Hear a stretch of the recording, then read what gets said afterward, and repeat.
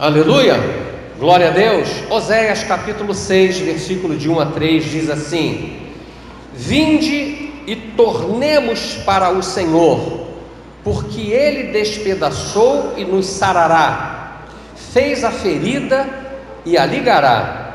Depois de 2 dias nos dará vida, ao terceiro dia nos ressuscitará e viveremos diante dele. Conheçamos e prossigamos em conhecer o Senhor. Como a alva será a sua saída, e ele a nós virá com chuva, como chuva serôdia que rega a terra. Amém? Eu quero falar nessa noite a respeito de coisas que o povo de Deus precisa saber, que todos os crentes precisam saber, porque todo desconhecimento é perigoso. Se a pessoa vai fazer uma prova e ela desconhece o teor da prova, ela vai ser reprovada. Se ela vai fazer a prova e não sabe qual é a matéria que o professor vai dar, ela vai ser reprovada. Se nós formos tomar banho de mar, e há pessoas que vêm de fora e se afogam, são cerca de 110 pessoas todo dia se afogando nas praias do Rio de Janeiro. Elas fazem isso, há esse afogamento porque elas não conhecem o mar. O mar, quando se olha de longe, quem já foi praieiro sabe que existem primeiro bandeiras que dizem que ali é perigoso, existem avisos e existem correntezas que são visíveis de longe. A água tem a coloração um pouco mais clara, e ali a pessoa que conhece o mar não vai entrar. Se ela acha que o mar pode ser vadeado ou andado a pé até muito tempo e o mar desce, está arriscado morrer. O desconhecimento sempre é perigoso.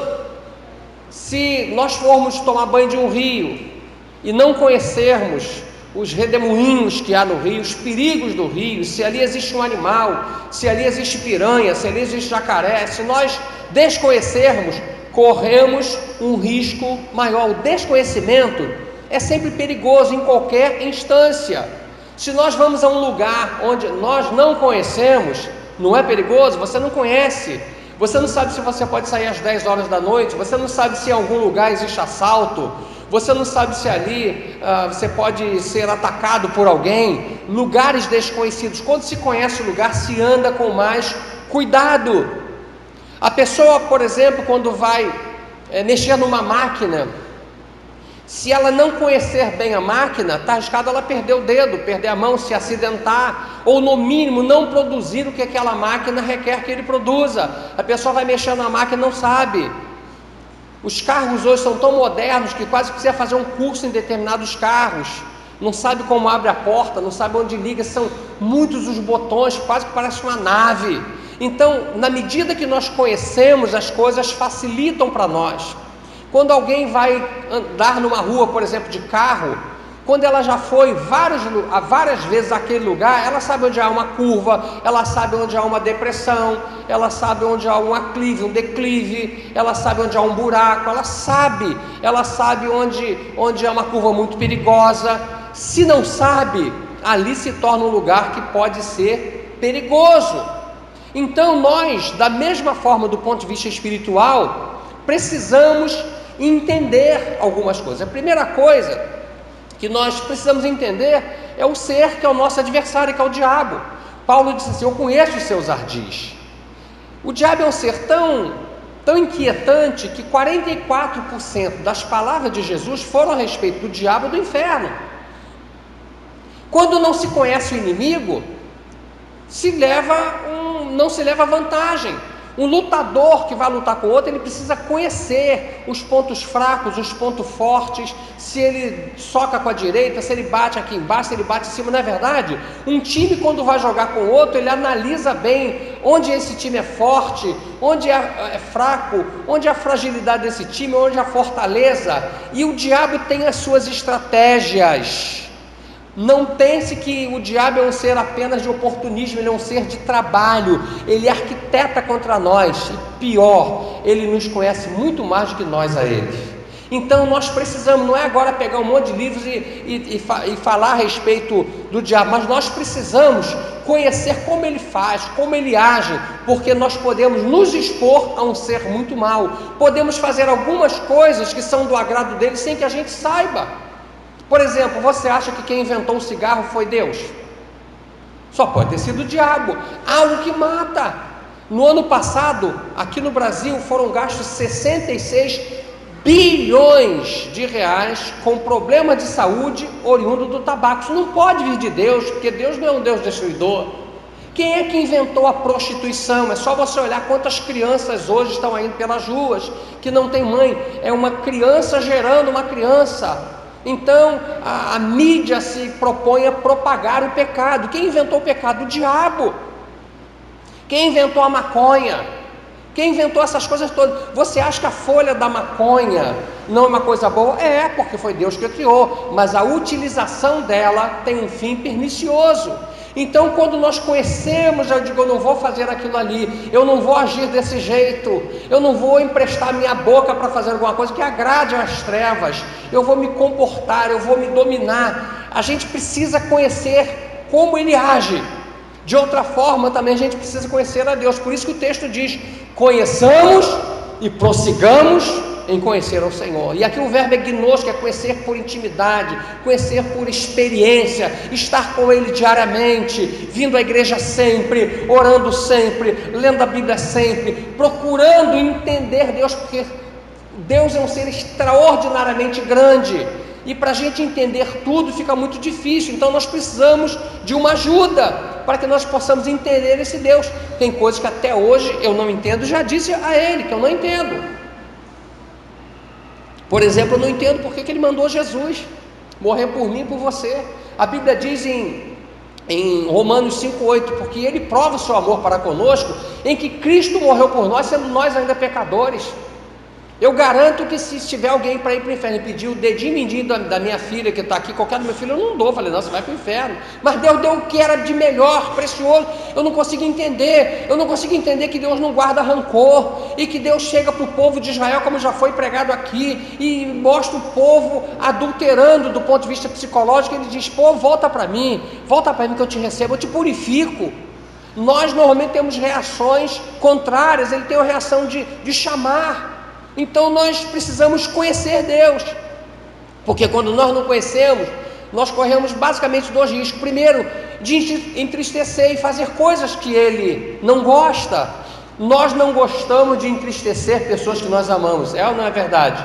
Não gostamos, a gente gosta de sempre agradar as pessoas que nós amamos, seja esposa, marido, filho, pai, não importa. A gente quer agradar pessoas que a gente ama, e quando nós começamos a conhecer a Deus, a gente se apaixona por esse Deus e quer fazer tudo de bom para Ele. A outra coisa é que a gente pode perder as bênçãos, porque há pessoas que acham que Deus não pode abençoar porque eu não mereço, ou então Deus não quer me abençoar. Queridos, deixa eu dizer, existem dois tipos de bênçãos: as bênçãos terrenas e as bênçãos celestiais. Existem bênçãos que são aqui para a terra. Deus diz assim: olha, o povo vai sair do Egito com uma grande riqueza, bênção aqui da terra. Eles vão andar pelo deserto e vão comer pão, bênção terrena. Eles vão entrar numa terra que mana leite e mel, bênção terrena. Se quiserdes e me ouvirdes, comereis o bem dessa terra, bênção terrena. Mas também diz a Bíblia assim: porque a nossa leve e momentânea tribulação produz para nós um peso eterno de glória muito excelente. 2 Coríntios 4,17, bênçãos celestiais. Romanos 8,18, tenho certo por mim que as tribulações do tempo presente não são para comparar com a glória que em nós há de ser revelada, bênçãos celestiais. Na casa de meu pai há muitas moradas, se não fosse assim eu teria dito, pois vou preparar um lugar, e quando eu for e vos preparar lugar, eu vos levarei para mim mesmo, para que onde eu estiver, estejais, mas também bênçãos celestiais. Então há pessoas que só querem a bênção da terra. Não, só bênção da terra. Eu quero fazer a campanha, eu quero um carro, eu quero isso, aquilo. Não pensa no céu. E há pessoas que só querem do céu. Você deve conhecer aquela pessoa que diz assim: tem uma irmã que ora, ela mora, tá vendo aquele morro lá, o pico daquele morro? Não é aquele não, é 2 morros depois. Ela mora lá, olha, pobrinha, mora num barraco, tão usada por Deus. Aí você vai lá, todo mundo que vai tem que pagar o gás, tem que levar alguma coisa, mas ela é muito usada e ela não se admite ter alguma coisa porque ela não acha que é merecedora, então ela acha que é muito usada porque é pobre. Então ela entrou por esse caminho, mas esse não é o caminho. Deus quer nos dar, nós decidimos, eu quero bênção aqui na terra e quero bênção no céu. Nós podemos decidir. E eu quero decidir, eu quero bênção no céu, quero, mas eu quero bênção aqui na terra também, porque a Bíblia nos promete isso. Amém? Amém? Então, todo mundo precisa ter conhecimento do reino espiritual. Como funciona? O que incomoda as trevas? Eu tenho que saber o que incomoda as trevas, porque eu tenho que fazer algo que incomoda as trevas. Se eu cantar incomoda as trevas, incomoda, então quero cantar. Se eu ler a Bíblia incomoda as trevas, incomoda, então tenho que ler a Bíblia. Se eu vier à igreja sempre incomoda, como incomoda. Se eu tiver o hábito de chegar cedo na igreja para orar, incomoda, então eu preciso fazer aquilo que incomoda.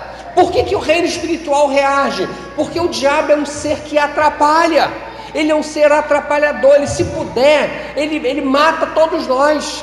Se ele puder, ele queima aqui o som. Eu estava um dia desse pregando numa igreja e o apóstolo me chamou para mostrar uma sala cheia de víveres, de coisas, que ele tem um projeto de abençoar algumas famílias. E nesse momento que nós estávamos conversando, ele que é apóstolo e a apóstola, o som deu um tilt lá dentro e ele disse: olha aí, como o diabo não gosta disso. Naquela hora, não é uma coincidência, o reino espiritual reage. O reino espiritual coloca confusão na sua casa quando você menos espera. Acordou todo mundo bem, de repente tem uma discussão, sim ou não, querido?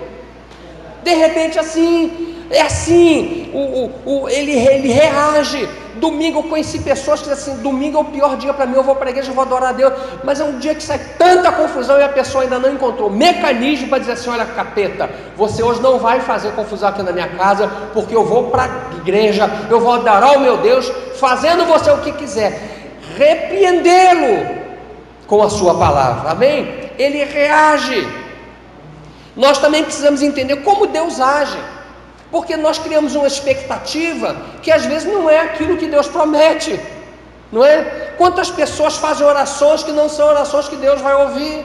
Como eu disse aqui um dia desse: Senhor, põe a mão sobre aquele teu servo, Senhor, Senhor, tu sabe que ele está me perseguindo, falando mal de mim, pesa a mão sobre ele. Mas Deus não age assim, Deus age de uma forma diferente. A Bíblia diz assim: olha, se teu inimigo tiver uma coisa contra você, teu irmão tiver algo contra você, vai e conversa com o teu irmão. Se ele te ouvir, você ganhou seu irmão, está resolvido. Se ele não te ouvir, leva 2 ou 3 testemunhas e eles vão te ajudar, e ele vai ver que está errado, está resolvido. Se não, aí sim você leva diante da igreja e resolve a situação. Deus tem projeto de que haja unidade, que haja união. Agora também, como o diabo age? Ele age fazendo isso, fazendo essas confusões todas que nós vemos por aí. A outra coisa, o que incomoda a Deus? Que incomoda a Deus? A Bíblia diz que havia uma igreja, e essa igreja não era morna, não era quente, nem era fria, era morna. Isso incomoda a Deus. O crente morno, a Bíblia diz que ele diz: eu vou te vomitar, estou a ponto de te cuspir da minha boca, de te vomitar da minha boca. Incomoda a Deus a pessoa ser mais ou menos. Ninguém gosta de ser mais ou menos. Você vai namorar a pessoa é mais ou menos. Ela te ama, você me ama? Mais ou menos. Mas você me admira? Mais ou menos. Você me acha bonita? Mais ou menos. Você gosta dessa comida? Mais ou menos. Mais ou menos. Ninguém gosta do mais ou menos. Vai trabalhar numa empresa e o cara diz: o que você vai fazer aqui? Não sei, mais ou menos. Essa mornidão incomoda a Deus. Deus fica incomodado. E Deus está dizendo o seguinte: olha, eu estou precisando de crente quente, do crente que, independente de qualquer coisa, vai partir para dentro. E o que incomoda o diabo é exatamente o oposto a isso. Quando o diabo vê uma pessoa que, independente da sua situação, glorifica a Deus, se incomoda. Quando ele vê uma pessoa que, independente de alguma coisa, está sempre louvando a Deus, incomoda. Quando ele vê uma pessoa que, independente de tudo, está sempre com a Bíblia na mão, incomoda. Essas coisas incomodam o diabo. Então nós precisamos entender como funciona o reino espiritual, o que agrada a Deus, o que incomoda a Deus, o que agrada o diabo e por aí afora. Deixa eu dizer duas coisas para você que são muito importantes. Primeiro, o reino de Deus nunca pode ser abalado. Amém? O reino de Deus nunca vai ser abalado. O reino de Deus é o reino de Deus, não vai ser abalado. Deus é inatingível, é inatacável, vive pelos séculos dos séculos, é um Deus eterno. O reino dele nunca vai ser abalado. Se o reino de Deus nunca vai ser abalado, eu preciso trabalhar em conformidade com o reino dele. Eu preciso fazer aquilo que ele propõe para o reino dele. Amém? A Bíblia diz: todo aquele que comete pecado de prostituição, adultério, não herdarão o reino. O reino de Deus, não adianta o diabo se levantar, não adianta o Brasil se levantar, não adianta Evo Morales se levantar, o reino de Deus não é abalado. A segunda coisa que eu quero dizer é que tudo que Deus faz é para o seu povo. Deus não faz nada para Ele mesmo, querido. Deus não precisa de nada. Uma das possíveis traduções da palavra Yahvé é: eu sou aquele que se basta a si mesmo. Alguns judeus dizem isso: aquele que se basta a si mesmo, Yahvé. Eu me basto, eu sou o que sou, o que fui e o que serei. Eu sou o mesmo ontem, hoje e eternamente. Então, Ele não precisa. É por isso que Ele cura pessoas e a pessoa às vezes nem sabe que foi curada. Se nós fizermos alguma coisa, nós gostamos de receber a glória, não é verdade? A gente gosta de receber a glória. Ah, poxa, eu fiz um negócio, ele nem agradeceu. A gente não agradece a Deus. Deus sabe que a gente não vai agradecer, mas porque o reino dele não é abalado e tudo que ele faz é por nós. Tudo que ele está fazendo é por nós, querido. Deus não precisa de chuva, amém? Mas ele manda a chuva para quem? Para você e para mim. Deus não precisa de vento. Deus não precisa, mas a natureza precisa. Existem sementes que só o vento leva. O vento refresca a terra. Deus não precisa de chão. Deus não precisa de terra. Deus não precisa de sol. Ele mesmo é o próprio sol. Tudo que Ele faz é para o nosso bem. Salmo 46 diz assim: há um rio cujas correntes alegram a cidade de Deus. Deus está no meio dela e por isso não será abalada. Porque Deus está ali, ela não será abalada. A segunda coisa que nós precisamos entender é o processo, o tempo e o modo de agir de Deus. Como é que Deus age? Querido, se você sabe como funciona determinadas coisas, facilita, não é? Antigamente, eu sou de um tempo, isso entrega idade, né? Tem uma turma aqui que entrega idade. A televisão, você levantava e ela fazia ligava, ela demorava algum tempo, fazia 3 minutos depois ela abria. Aí você queria trocar de canal, você ia lá e Hoje em dia quase você tem que fazer um curso para botar o som e não sei, é uma coisa complicada.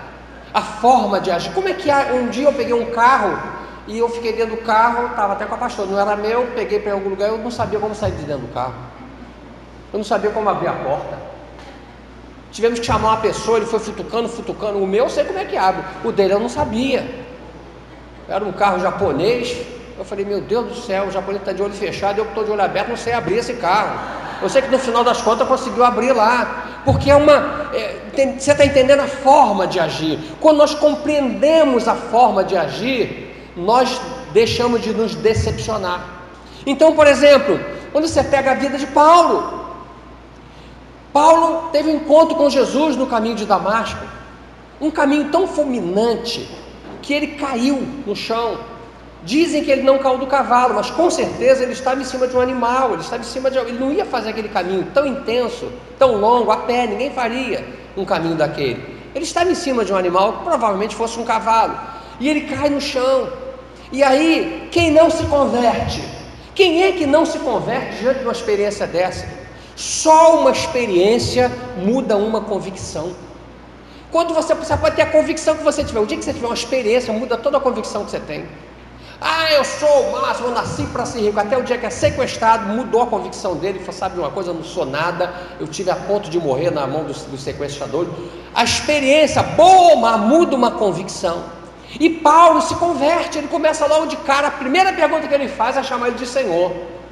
Saulo, Saulo, por que me persegues?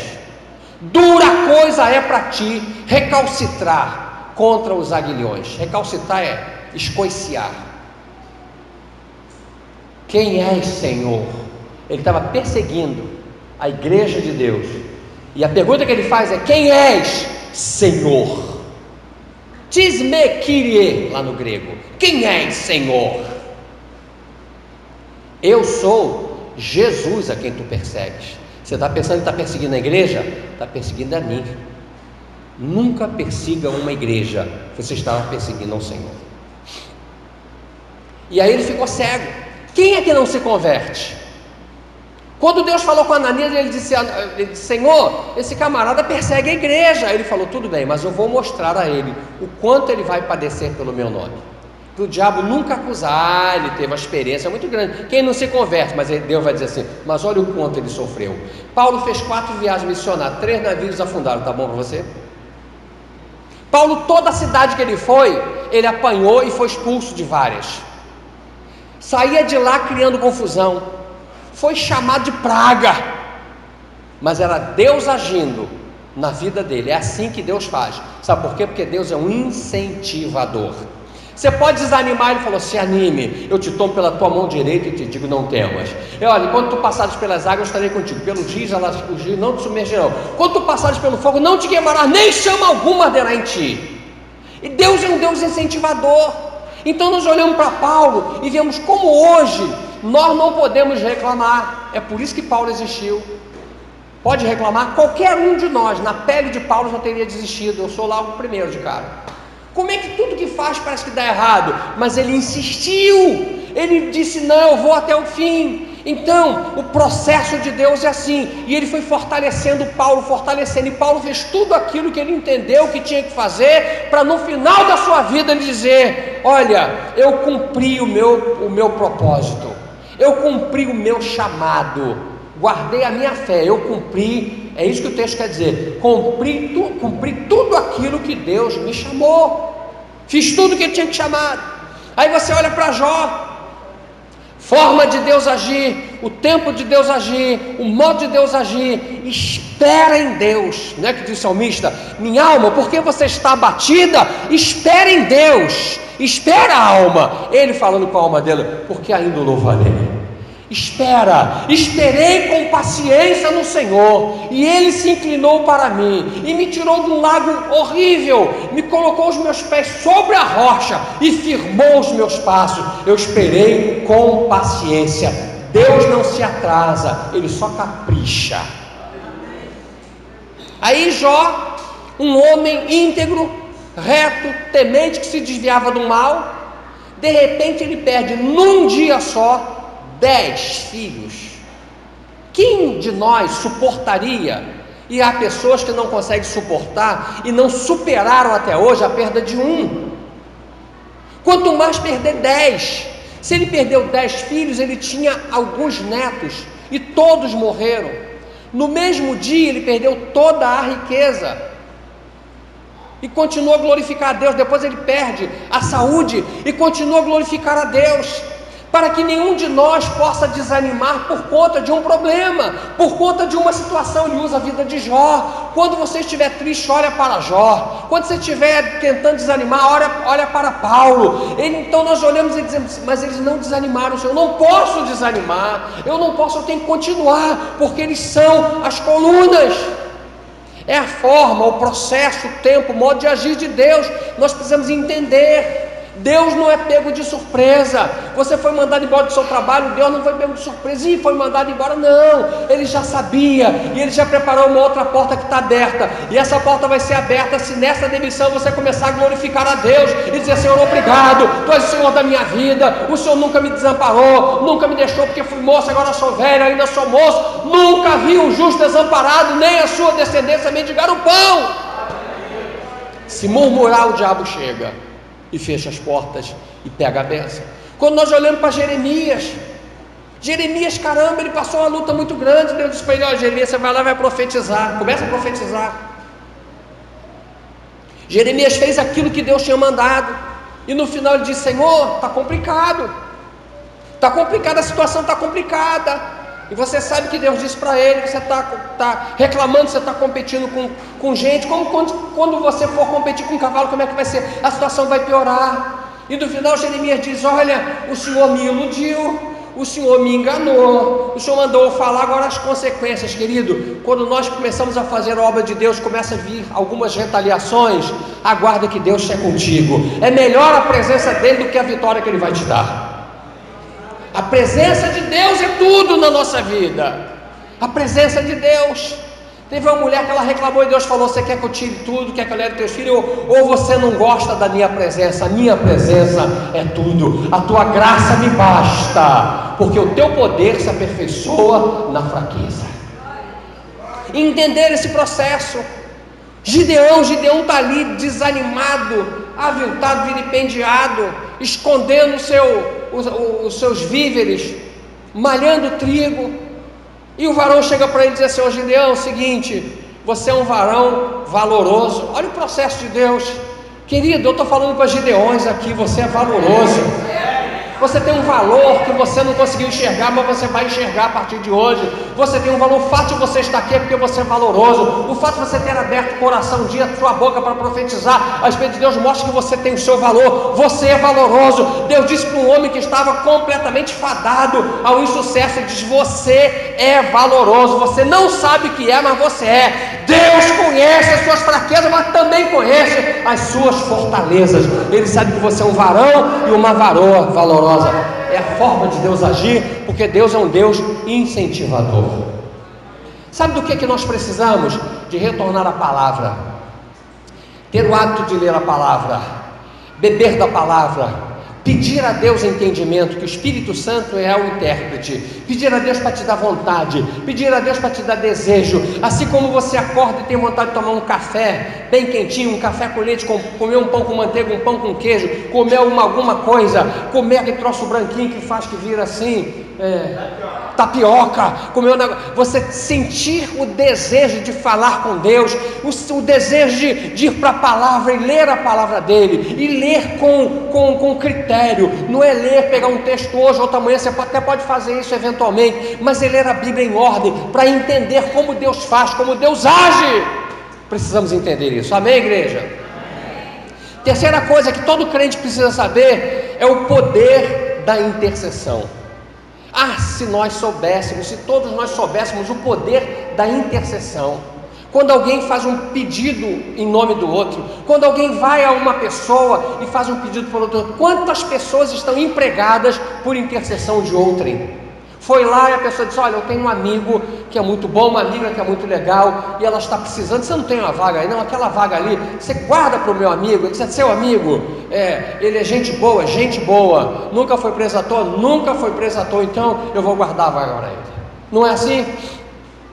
A intercessão, Deus gosta de intercessão. E vou dizer uma coisa para você: se existe algo que Deus gosta, é de ouvir oração. Sabe o que é a oração para Deus? Perfume. A Bíblia diz que ele cheira. Perfume tem a ver com incenso que é jogado para queimar. Quando a pessoa ora, ele cheira.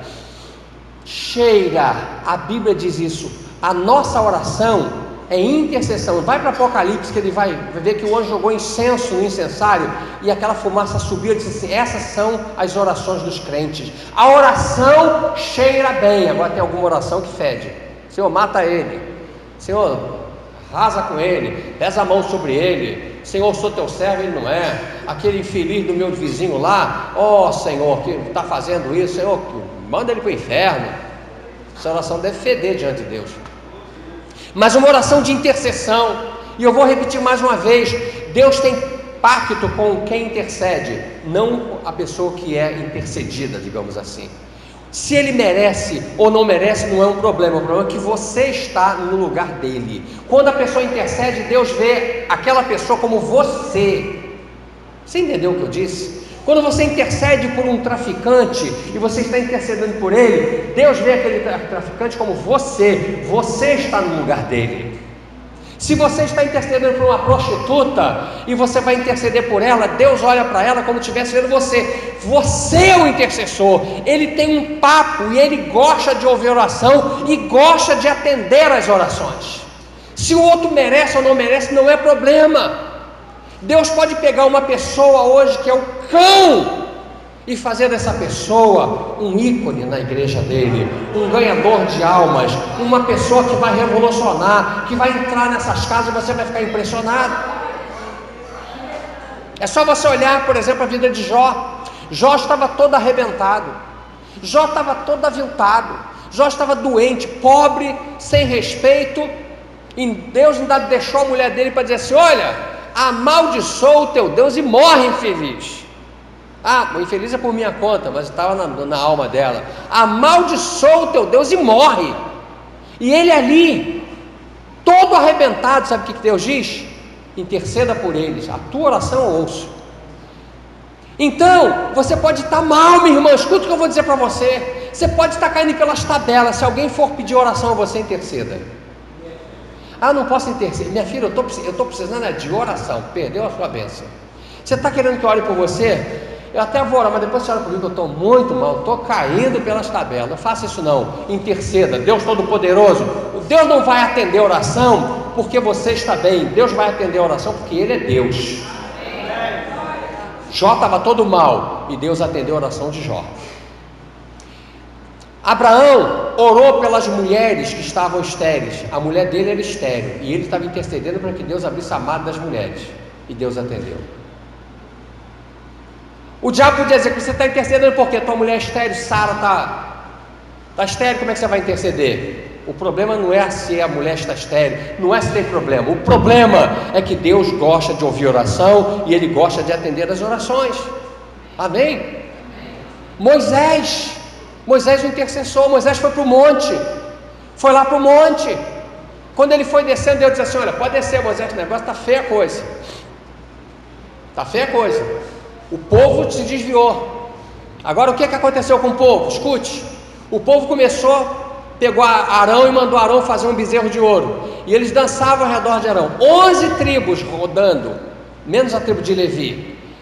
A tradição diz que eles se desnudaram. Era uma dança sensual. Você pode imaginar milhões de pessoas dançando sensualmente, nu, da cintura para cima?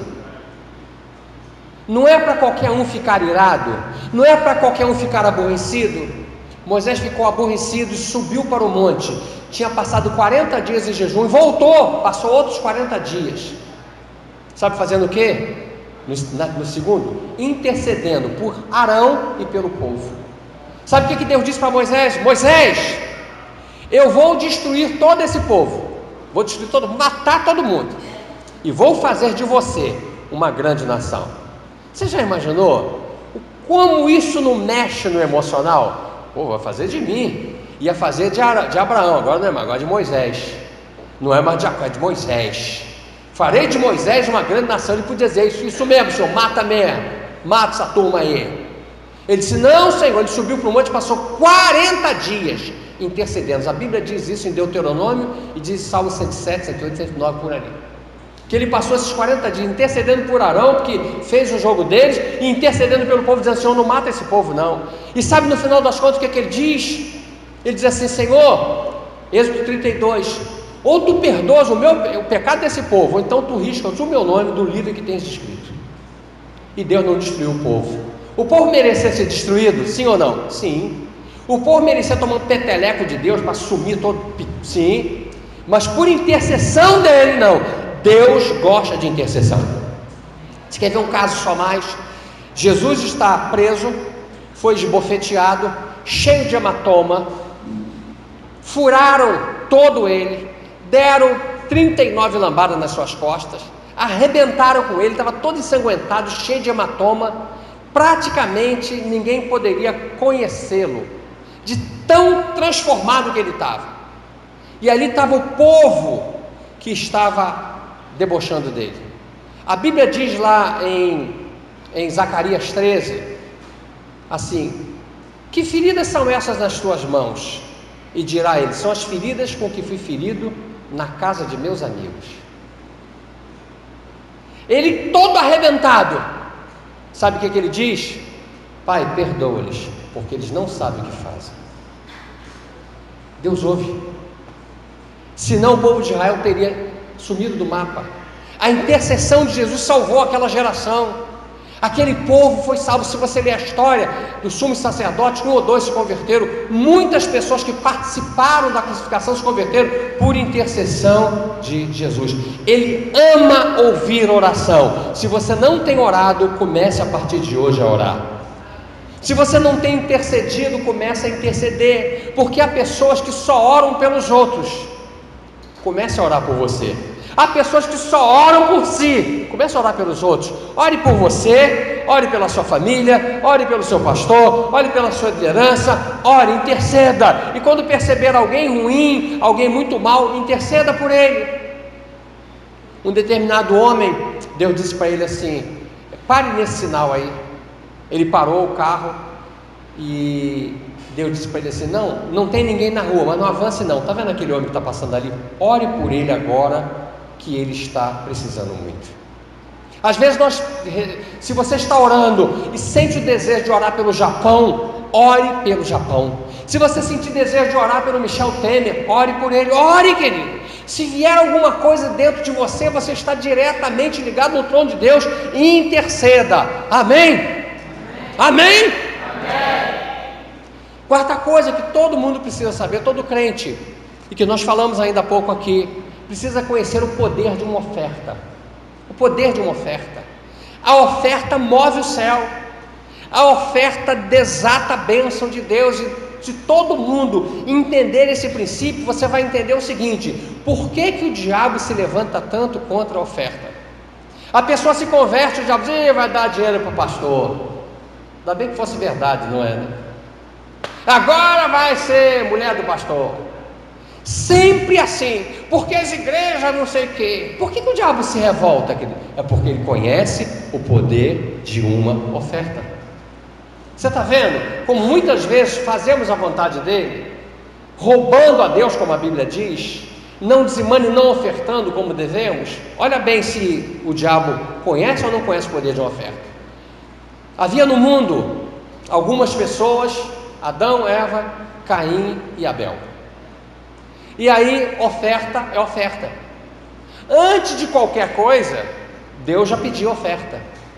Depois do pecado de Adão, começou o ciclo de oferta. Antes de haver lei, antes de Jesus vir ao mundo, oferta sempre foi oferta. Deus sempre exigiu oferta. Na medida que pecou, oferta. Nós aprendemos que quando você oferta, o diabo fica furioso. Mas se você der uma boa oferta, ele fica mais furioso ainda. Olha só. Caim pegou fruto da terra. Abel pegou das primícias. Pegou dos animais. E ofertou a Deus. Por que você acha que Caim matou Abel? Por causa de uma oferta. Isso revoltou a ele. Esse camarada está dando uma oferta, está dando melhor para Deus.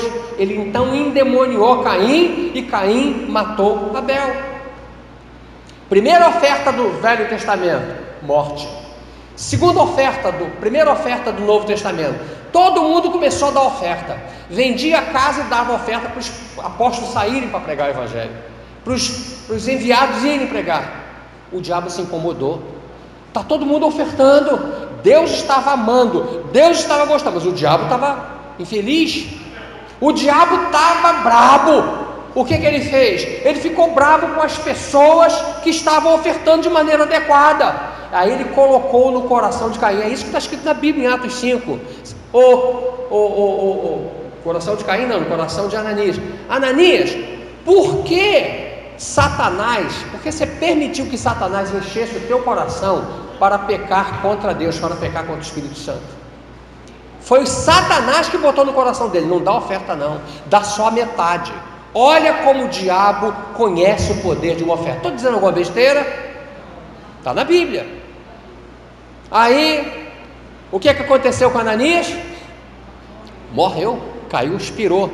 3 horas depois chega a mulher, toda perequeté. Oi, Pai do Senhor, graça e paz. Igreja do Avivamento, pô, na oferta. Ele falou: escuta, você também entrou no time, vendeu por quanto aquela propriedade?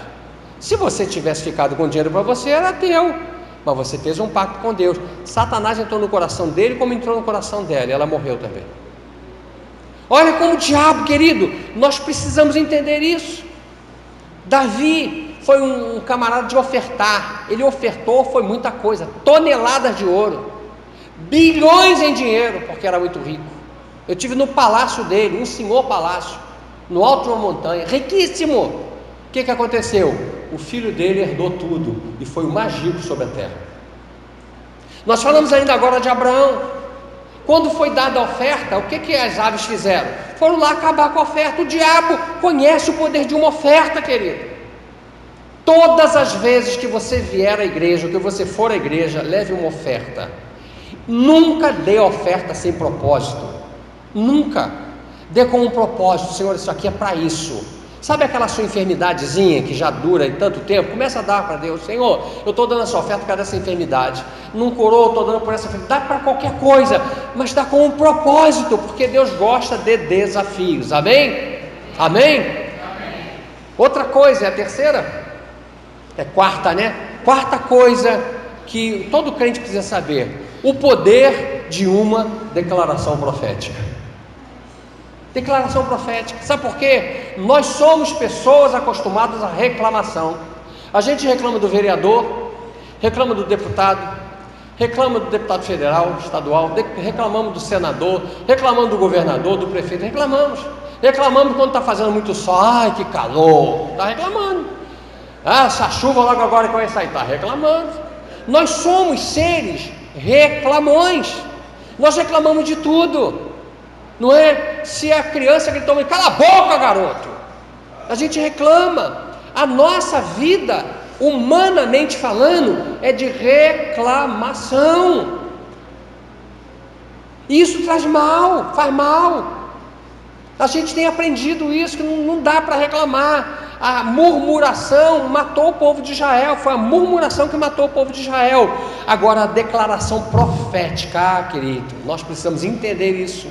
Elias chega no monte e diz assim: olha, eu vou declarar uma coisa aqui, eu vou dizer algo aqui. Segundo a minha palavra, uma declaração profética, segundo a minha palavra, não vai chover. Só vai chover quando eu disser o contrário. É brincadeira isso? Chegar para uma nação e dizer: não vai chover, não vai chover, segundo a minha palavra. Ele não diz segundo a palavra do Senhor. Segundo a minha palavra, não vai chover. Você sabe quanto tempo ficou sem chover? 3 anos e meio, 42 meses, 1.260 dias. Sabe quando choveu? Quando disse o contrário: agora pode correr que vai chover. Estou vendo uma nuvem do tamanho da mão do homem, então pode correr. Acabe, monta e mete o pé, porque a chuva vai te apanhar no caminho. O toró veio. Declaração profética. Então pare de reclamar e comece a profetizar. Comece a declarar sobre a sua vida. Comece a profetizar sobre a sua vida. Comece a profetizar sobre a sua rua. Você chegou à sua rua, lá tem aquela baderna. Comece a profetizar: eu profetizo que aqui essa rua, essa baderna vai acabar. Segundo a palavra que eu estou lançando aqui nos céus dessa rua aqui, eu declaro que São Gonçalo vai mudar. Eu declaro que a minha vida vai mudar. Eu declaro que as minhas finanças vão mudar. Eu declaro que eu vou pagar todos os meus cartões de crédito. Eu declaro que a minha conta não vai ficar mais devedora. Eu declaro a minha saúde. Declara! Eu estou trazendo um extremo para você entender que coisas menores têm uma validade muito mais facilitada, digamos assim. Vamos pegar Josué. O povo de Israel está numa guerra contra os amorreus. Os amorreus eram um povo guerreiro, era um povo que faziam despachos, altos, fortes, acostumados à guerra, e era das montanhas. A montanha onde moravam os amorreus é imensa. Quando o nosso guia nos disse assim: aqui moravam os amorreus, eu falei: meu Deus do céu. Morava lá no alto, eram rudes. Israel estava lutando contra os amorreus, um povo que ganharia de Israel mole. Se escurecesse, o povo Os amorreus venceriam a batalha, porque é o conhecimento que eu disse, eles conheciam a região, eles sabiam lidar na escuridão, e Israel não, Israel estava chegando na terra. O que precisava fazer para que Israel entrasse e conseguisse vencer, além da presença do Senhor? Que eles tivessem a visibilidade, que eles entendessem. Aí Josué simplesmente está em Josué capítulo 10, e diz assim: Sol, detente no vale de Ajalon, e tu, lua, no vale de Gibeão. E diz a Bíblia assim: o sol se deteve no meio do céu por quase um dia todo. E assim, Israel venceu os amorreus. Uma palavra profética. Quem é que diria isso? Quem é que diria isso? Quem é que pode fazer uma declaração dessa? Eu declaro que vai chover agora. Eu, quando declaro, é porque eu sei que Deus está no comando. Deu na televisão assim: esse ano vai ser difícil porque não vai ter chuva. Eu falei: esse cara não conhece Deus. Foi Deus que colocou a gente aqui, foi Deus que trouxe a igreja evangélica para cá. Como Deus não vai fazer chover? Vai chover, está chovendo mais do que eles esperavam. A gente pode declarar que vai chover. Declaração profética. Começa a abrir a sua boca, começa a se abençoar. Eu conheço tanta gente que se amaldiçoa. Esse carro está uma porcaria. Mas como uma porcaria? Esse carro foi uma bênção que Deus te deu. A minha casa está caindo aos pedaços. Meu Deus, não diga isso. Comece a declarar palavras proféticas. Comece a declarar Salmo 37:5. Fui moço, agora sou velho. Nunca vi um justo desamparado, nem a sua descendência mendigar o pão. Se você é novo, você diz assim: sou moço e um dia serei velho. Nunca verei a minha descendência mendigar o pão, e eu não vou mendigar também. Declare Efésios 3, 20, 21, aquele que é poderoso para fazer tudo muito mais abundantemente, além daquilo que pedimos ou pensamos, segundo o poder que nós opera. A Ele, a esse Deus, seja glória na igreja por Jesus Cristo, em todas as gerações, para todos sempre. Declara o Salmo 23: o Senhor é meu pastor, nada me faltará. Deitar-me faz em verdes pastos, guia-me pelas águas tranquilas, refrigera a minha alma, guia-me pelas veredas da justiça, por amor do seu nome. Ainda que eu andasse pelo vale da sombra da morte, não temeria mal algum, porque tu estás comigo, a tua vara e o teu cajado me consolam. Preparas uma mesa perante mim na presença dos meus inimigos, unges a minha cabeça com óleo e meu cálice se transborda. Certamente que a bondade e a misericórdia me seguirão todos os dias da minha vida. Salmo 84:6 diz assim: o qual, passando pelo vale de Baca, faz dele uma fonte, a chuva também enche os tanques. Esse vale de Baca era um vale seco, era um vale que tinha muitas plantas, que dava uma resina que parecia lágrima, daí choro, e era uma coisa muito seca. Então as árvores davam aquele bálsamo, né, semelhante a essas lágrimas. Daí vem que é um lugar de choro, um lugar seco. Aí o Salmo diz assim: o qual, passando pelo vale de Baca, faz dele uma fonte, a chuva também enche os tanques. Sabe o que está dizendo? Você passa por um lugar de sequidão e profetiza, e Deus manda a bênção. Você passa por uma empresa e a empresa está mal, o cara chega para você e diz assim: olha, Joaquim, a minha empresa não está indo bem. E você diz: eu profetizo que algo vai mudar, que Deus vai fazer um milagre. E você chega na sua empresa, se a empresa se vendeu pouco, você profetiza que vai mudar. É isso que a Bíblia está dizendo. Passando pelo vale de Baca, está escrito: faz dele uma fonte, a chuva também enche os tanques, porque lá embaixo havia buracos, e quando chovia, enchia os tanques. Com o tempo eles secavam, e caía tanta chuva que enchia os tanques. Deus pega Ezequiel e diz assim: Ezequiel, você está vendo esse vale de ossos secos? Poderão viver, Ezequiel? Deus está insuflando, tá? Vai, Ezequiel, abre a tua boca, meu filho. Esse vale, esses ossos podem viver, Ezequiel? Pode? Tu sabes. Você vê que a resposta de Ezequiel diz: pode sim, mas é tu que sabe. Aí diz assim: profetiza, vai. Ele profetizou, os ossos se uniram, aí vieram os tendões, aí veio a carne, formaram pessoas. Agora profetiza que o espírito deles volte. Aí o espírito veio dos quatro cantos da terra. Isso aponta para Israel. vale de ossos secos. Sabe o que é isso? Profetizar no caos, profetizar quando está indo tudo errado, profetizar quando a possibilidade é de erro e você começa a dizer: não, de jeito nenhum, Deus é comigo, o Senhor dos Exércitos está comigo, Deus de Jacó meu refúgio, não vai dar nada errado não, nunca te deixarei, jamais te desampararei, lançando sobre ele toda a vossa ansiedade, porque ele tem cuidado de vós, ele cuida da nossa vida. A quinta coisa que nós precisamos entender é o poder da bênção. É o poder de abençoar uma pessoa, tanto abençoar mesmo, abençoar com uma oferta, abençoar com um sapato, abençoar com uma comida. Você está na sua casa e diz assim: eu vou levar isso aqui para aquela pessoa, gosta muito de pudim de leite, eu vou levar alguma coisa para aquela pessoa comer, qualquer coisa da ordem, abençoa. Ou então liberar uma bênção.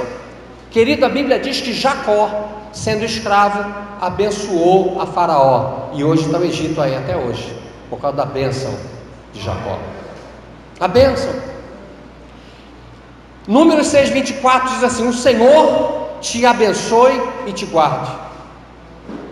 É a primeira parte do versículo 24 do capítulo 6. Moisés, diga a Arão e a seus filhos que a partir de hoje, a partir desse momento, até chegar aqui a São Gonçalo, até chegar ao Rio de Janeiro, no Brasil, os profetas deverão abençoar o povo, dizendo: o Senhor te abençoe e te guarde. Todos os antigos mestres, Rashid, Maimônides, Moshe Grilak e outros tantos que eu li, todos interpretam esse versículo dizendo o seguinte: que esse versículo quer dizer assim, quer dizer isso: o Senhor te abençoe com dinheiro. E avarehá ben mamon, é o que está escrito lá. E avarehá ben mamon, é o Senhor te abençoe com dinheiro. Aproveite e abençoe a pessoa que está ao lado, diga para ele assim: e avarehá ben mamon, e avarehá ben mamon, e avarehá ben mamon, e avarehá ben mamon, e avarehá ben mamon, o Senhor te abençoe com dinheiro. É o que está escrito. Não foi crente que disse, não, foram os mestres judeus que disseram isso. Então, o poder da bênção. Abençoa a pessoa. Falou mal de você, abençoa. É complicado, é difícil, mas vai fazendo treinamento, abençoa. A sexta coisa é o poder da adoração. Todo crente precisa entender o poder da adoração. Por que Deus quer tanta adoração? Qual é a razão de Deus querer adoração? Qual é a razão de Ele dizer: eu estou precisando de adoração? Precisando, evidentemente, entre aspas. A Bíblia diz no Salmo 22:3 assim: porém, tu és santo. Quem é esse? O que habitas entre os louvores de Israel. A primeira razão é essa. Quando você começa a adorar a Deus, Ele vem. Quando você começa a murmurar, Ele vai. Quando você começa a murmurar, o diabo vem. Quando você começa a adorar, ele sai. Houve um pai de santo que ele contou, hoje ele é pastor, que ele fez um trabalho, e ele então disse: olha, demônio, você vai lá, o capeta, vai lá naquele casal, e o demônio foi, voltou, ele falou: fez o negócio? Ele falou: não fiz não, porque quando eu cheguei lá, eles começaram, eles sentiram que eu estava lá, começaram a glorificar, eu tive que fugir porque os anjos vieram. Todas as vezes que nós começamos a glorificar a Deus, e hoje ninguém pode dizer que não tem o som, pega o seu celular e bota lá no YouTube, e bota lá qualquer tipo de louvor, ele vai tocar louvor a noite inteira, e você bota um fone no ouvido, vai ter louvor dentro de você o tempo inteiro, a marca de Deus vai começar a entrar em você, a sua alma vai começar a ser alimentada, daqui um pouquinho você vai ter uma fé sobrenatural, o louvor vai chamando a presença de Deus. Você sabe de uma coisa? O céu teve uma baixa, querubim ungido levou 1/3 de anjos. Os anjos adoram a Deus 24 horas por dia, lá é pela eternidade. 1/3 caiu. Então o céu que é trípodo, está faltando um pedaço. Sabe quem vai entrar nesse lugar lá? Eu, você, todos nós, vamos ser os adoradores. Ele caiu, está lá no inferno, vai para o inferno, nós vamos adorá-lo pelos séculos dos séculos. Só que antes de adorar lá, nós precisamos começar a adorar aqui, abrir a nossa boca e adorar, adorar, adorar, adorar, adorar, e em todo tempo adorar. Ter o nosso louvor em casa, ter o nosso louvor onde quer que seja, adorar a Deus. Isso é tão verdade que a Bíblia não procura pastor, A Bíblia não procura evangelista, não procura apóstolo, mas a Bíblia diz que ele procura adoradores, que o adorem em espírito e em verdade. Quem disse isso foi Jesus. Ele procura adoradores. Só se procura algo que não existe. Você não procura pedra na rua, mas procura dinheiro, ver se alguém não perdeu. Uma pedra você não procura porque tem demais. Se Deus procura adoradores, é porque não existem tantos. E nós precisamos ser os adoradores de Deus. Adorar a Deus, olhar para Deus e dizer: Senhor, eu quero te adorar. Eu preciso passar um tempo, me ajoelhar aqui e te adorar. Eu preciso, se eu não posso me ajoelhar e adorar, eu preciso ter comigo sempre um louvor. Eu preciso no meu ônibus colocar lá o fone e te adorar um pouco, te glorificar um pouco. E quando eu vir alguma coisa, eu te adorar. E quando eu olhar e vir uma criança, eu te adorar. Se eu te adoro pelaquela criança ali que eu não sei nem quem é, nem filho de quem é. E quando você acordar e vir aquele sol maravilhoso, você dizer: Senhor, eu te adoro por causa desse sol. Olha quantas razões você tem, Senhor. Olha, agora penteei meu cabelo. Obrigado pelo meu cabelo. Obrigado, Senhor, pela minha vida. Obrigado porque o Senhor me deu vida. Obrigado pela vida espiritual. Obrigado pela vinda de Jesus Cristo. Obrigado porque o Senhor mandou. Obrigado pelo Espírito Santo que está aqui comigo. Obrigado pela chuva que está caindo. Obrigado, eu te adoro por isso. Isso chama a presença de Deus, porque Deus é um Deus de gratidão. Amém? A sétima coisa que todo crente precisa saber é o poder da resistência. O poder da resistência. O problema todo é que as pessoas desanimam. Desanima logo. Deus não está comigo, Deus não está nesse negócio. Poder da resistência. Lá no Salmo 42, a Bíblia diz assim: quando passares pelas águas, eu estarei contigo. Passares pelos rios, eles não te submergirão. Quando passares pelo fogo, quando passares, não te queimarás, nem chama alguma derá em ti. Pegaram Sadraque, Mesaque e Abdenego, eles resistiram, não adoraram, foram jogados na fornalha, mas saíram ilesos. Disseram para Daniel que ele não podia orar, mas ele resistiu e orou. Paulo resistiu. A resistência é algo tremendo. Neemias fez a construção de toda aquela cidade resistindo 24 horas por dia.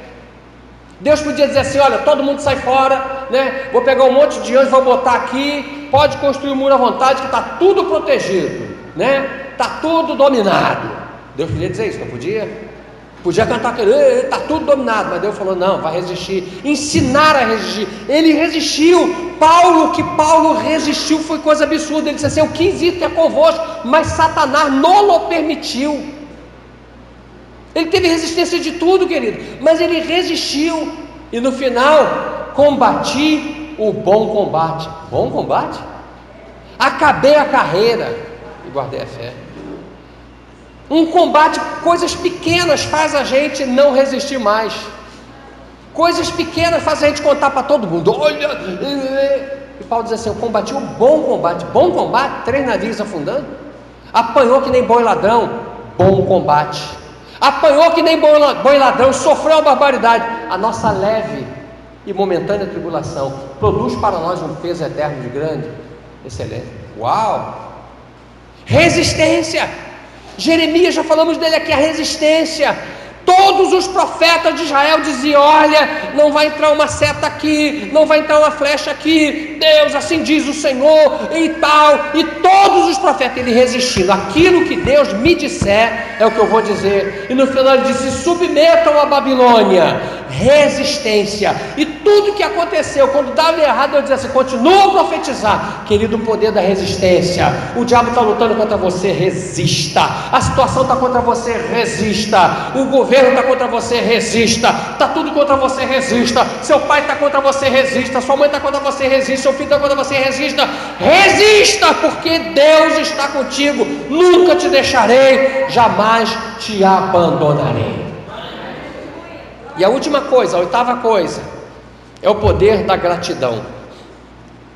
Querido, nós precisamos entender e viver o poder da gratidão. Ser grato. Ser grato a pessoas. Ser grato a Deus. Ser grato à sua liderança, seja ela qual for, de que nível for. Ser grato. Ser grato a seu pai. Ser grato a sua mãe. Porque sem seu pai e sem sua mãe você não existiria. Ser grato a seus filhos, porque seus filhos também aturam. Tem dia que você não tá para peixe, mas eles te aturam. Ser grato. Ser grato porque acordou. Ser grato porque tem sono. Tem muita gente que não tem sono. Ser grato porque pode comer todo dia um prato de comida. Tem gente que não tem, e a gente morre de pena. Ser grato porque você tem uma roupa para vestir. Tem gente que não tem. Tem gente que cheira mal porque não tem um desodorante para passar embaixo do braço. É verdade, não tem, cheira mal. A roupa é só aquela, ele usa aquela num dia, usa no outro. Se ele lavar, ele não pode sair de casa. E você tem. Ser grato porque estamos num país onde a liberdade do Evangelho é clara. Ser grato porque estamos numa cidade do Rio de Janeiro, onde existe o maior número de crentes, proporcionalmente falando, em todo o Brasil. Ser grato que estão numa cidade de São Gonçalo, onde a liberdade também é trazida. Ser grato porque você tem uma igreja, aonde você pode ir, onde você pode se sentar e ouvir uma palavra. Ser grato. Levantar todo dia e agradecer a Deus. Não é agradecer depois que saiu, depois que fez tudo, não é agradecer. Aproveita, porque eu acho que Deus tem as suas estratégias. Praticamente todos nós levantamos de madrugada para ir ao banheiro, sim ou não? Se não levanta, tem alguma coisa errada. A gente levanta 2, 3 vezes, eu levanto 15. Naquela hora ali, Senhor, glória ao teu nome, aleluia. Glória ao teu nome, obrigado, Senhor, que estou aqui. Obrigado, Senhor. Por tudo na vida nós precisamos ser gratos, porque a gratidão, querido, abre porta e a ingratidão fecha a porta. E nós precisamos voltar à palavra. Nós precisamos entender e viver isso aqui. Viver isso aqui. Nós estamos entrando no ano de 2018. E o ano de 2018 promete. Deus vai fazer milagre na sua vida. Deus vai dar muitos carros.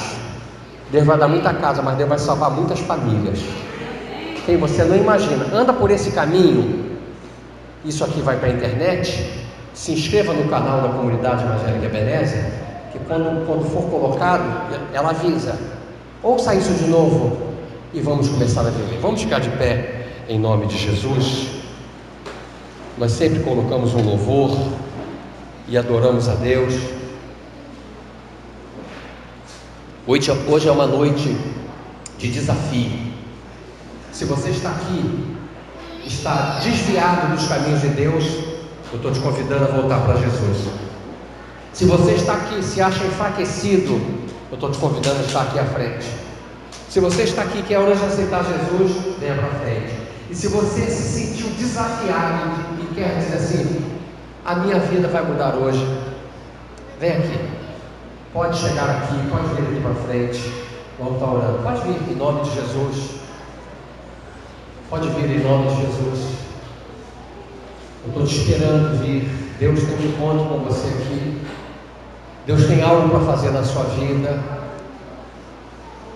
Deus tem algo para fazer na sua vida. Vem aqui, sai do seu lugar agora, em nome de Jesus. Sai do seu lugar agora, em nome de Jesus.